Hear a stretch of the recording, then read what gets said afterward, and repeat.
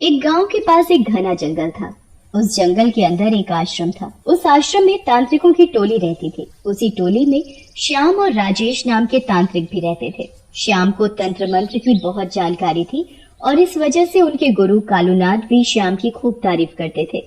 इसी कारण राजेश मन ही मन श्याम से जलने लग गया था। एक रात श्याम और राजेश साथ में बैठे साधना कर रहे होते हैं। तभी श्याम बोलता है, राजेश भैया, मैं अब तंत्र साधना से मरे हुए लोगों को भी जिंदा करना चाहता हूँ। श्याम की बात सुनकर राजेश हंसने लगता है और बोलता है, श्याम, लगता है आज तुमने भांग का शरबत पी लिया है। अरे, मरे हुए लोगों को भी कोई जिंदा कर सकता है, हैं?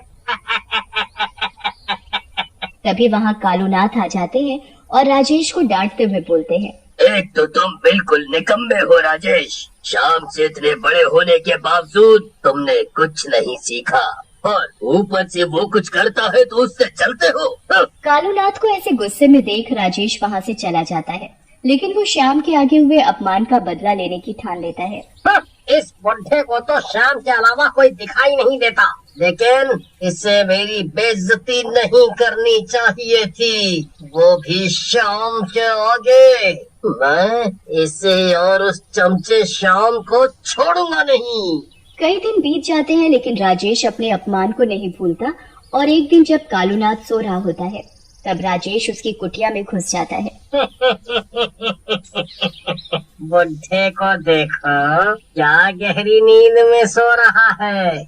इसे क्या पता ये इसकी आखिरी रात होने वाली है। पहले इसे देखता हूँ, फिर उस शाम के बच्चे को।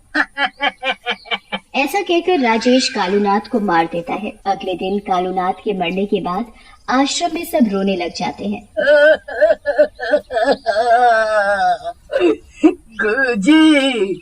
गुरुजी, आप हमें ऐसे क्यों छोड़ गए गुरुजी? लेकिन जिसने भी आपकी हत्या की है, मैं उसे नहीं छोड़ूंगा। मैं आपकी मौत का बदला जरूर लूंगा। वही मेरी गुरु दक्षिणा होगी आपके लिए। ऐसा कहकर श्याम अपने आप को एक कमरे में बंद कर लेता है और किसी को भी अंदर आने से मना कर देता है। राजेश वहीं खड़ा हुआ सब सुन रहा होता है और मन ही मन खुश भी हो रहा होता है। मजा आ गया। इस बुढ़े के मरने के बाद इस श्याम की हालत देखकर मुझसे बड़ा ज्ञानी बनता था, है? उधर कई दिन बीत जाते हैं। श्याम कमरे से बाहर नहीं आता। ये देखकर आश्रम के बाकी लोग अंदर जाने का निर्णय लेते हैं और कमरे का दरवाजा तोड़कर कमरे के अंदर चले जाते हैं, लेकिन अंदर का नजारा देखकर डर जाते हैं। अंदर श्याम की सरकटी लाश पड़ी होती है। ये सब देखकर एक तांत्रिक बोलता है, ये तो बहुत बुरा हुआ।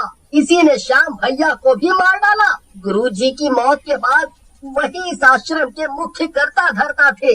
अब इनके बाद तो हम लोग अनाथ हो गए हैं।